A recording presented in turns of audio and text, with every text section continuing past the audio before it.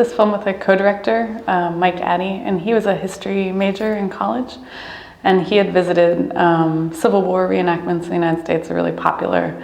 And there's sort of 4 families to go see and learn about the history. But while he was there, he learned that a small group of people were reenacting the Vietnam War, which felt very different because it's so recent and it was a war that is associated with tragedy and misdirection.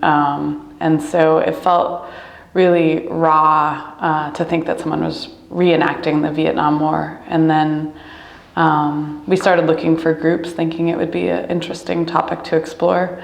And we found this group that had veterans from Iraq and Afghanistan, along with Vietnam veterans reenacting the Vietnam War. And we felt like having all of those layers gave us a way to look at the military history of the United States in the last 50 years from a very unique angle. So, plus, I mean, it's visually, what they do is so elaborate, and I think that really attracted us too, to just see how elaborately they put together these reenactments. Not for Vietnam. There's small groups, and they're actually all over the world. Through Facebook, we've met people from Italy and Eastern Europe, and also the Philippines and France, and like all over the world, reenacting American soldiers in Vietnam. I think it's really different because the group, they range in age from 16 to 65, and so they're very different kinds of men that are there, and so I think they all have their own reasons. They're very different, and the film goes into a few of the characters. One of them is an older man who was a South Vietnamese army soldier. So he was fighting to defend his country with the Americans. And for him, I mean, this was a moment where he lost his country and he fought until, the very bitter end of the war. And so for him, I think it's a way to safely revisit those memories and get them back. And by putting himself in a situation where, he's out in the woods and he's got all the same clothes, and it can bring back a lot of those memories. And even though they were he was shot, he had all these traumas, it was also the time when he was fighting for something he believed in, and so he has a lot of honor, feels a lot of pride in that. I think for the younger veterans, like the Iraq and Afghanistan vets, I think the reason they do it, what they say, is that they want to recognize the soldiers from Vietnam that came back that were thought of as villains, even though many of them were sent against their will to Vietnam for even participating in the war. But I think there's also an element of their own experience that's in there. They have their own baggage from being in combat. There are these very complex experiences, and so I think that they get something out of it in that way. And I think lastly, you can't really deny that there's a part of it that's fun. It's this super elaborate theater of all of the costumes and pushing yourself really hard, and all of the elements of sort of like camping or adventure that, you can kind of create. So I think it's easy to sort of say, oh, there are these healing reasons, but they also, they love the Vietnam War. They think they're endlessly fascinating, and they love the movies like Platoon and Full Metal Jacket and Apocalypse Now, and so those are all their reference points too.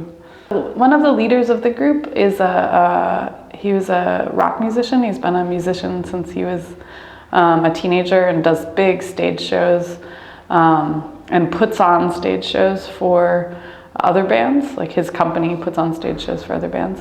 So I think he is the one out of anyone that has the most experience with like really thinking about performance or theater. And he has a lot of the things are his stuff, like the truck and the big tent and the sort of the bigger things. So I think he's able to sort of produce this event in a way because he has those skills. But I think everyone else that comes is coming either because of an interest in history or because they trained in the military But the training that the soldiers do is very similar. You know, when they train to go to Iraq, they have these mock Iraqi villages that they practice, you know, doing raids on. So they have that experience, which isn't so different.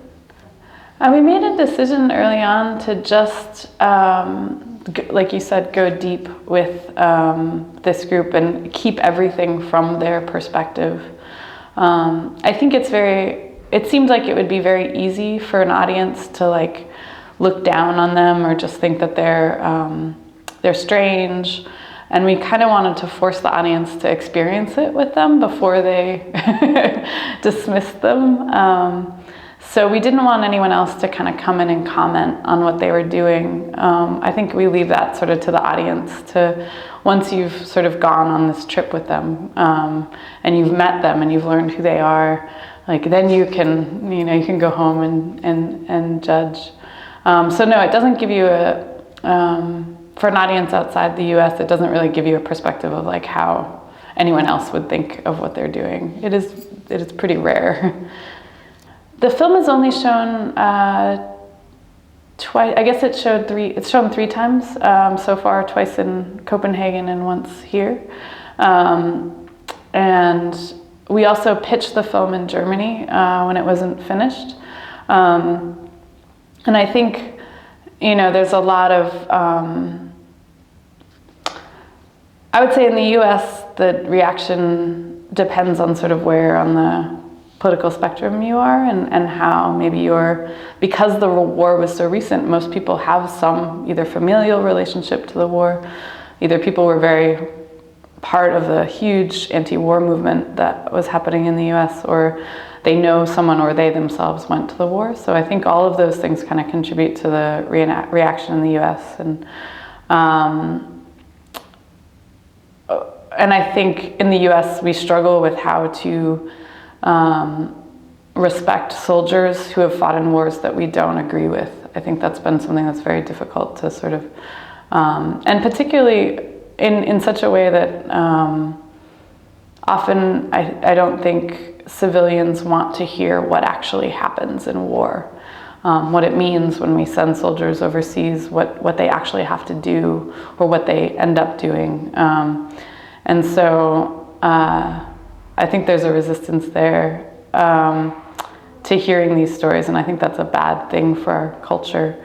But I think pitching it in Germany and here, I think there's more of whereas certain aspects are understood in the US, like everyone kind of has the context for how the war was seen. I think here, there's sort of more of a confusion about just how America relates to its military anyway, like how the civilians relate to sort of this, this aggressive military presence that keeps going into other countries, and also how we relate to having guns.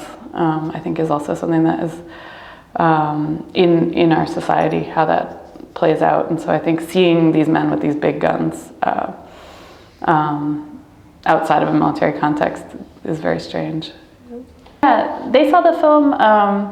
They really love the film. I mean, they're very proud of. They think they are the best Vietnam War reenactors in the whole world. So they feel like this film shows that. And I think that they're also proud that instead of being just sort of a light, funny piece, that it's a piece that shows the characters as. I think that what they think is that the film makes what they do look meaningful, and they're very proud of that. They're very, they wish more characters could be in it. They wish, different characters could be focused on. So, because you have so many people that were involved in the making of the film, they have lots of opinions, but in general, they're very proud of it. Yeah.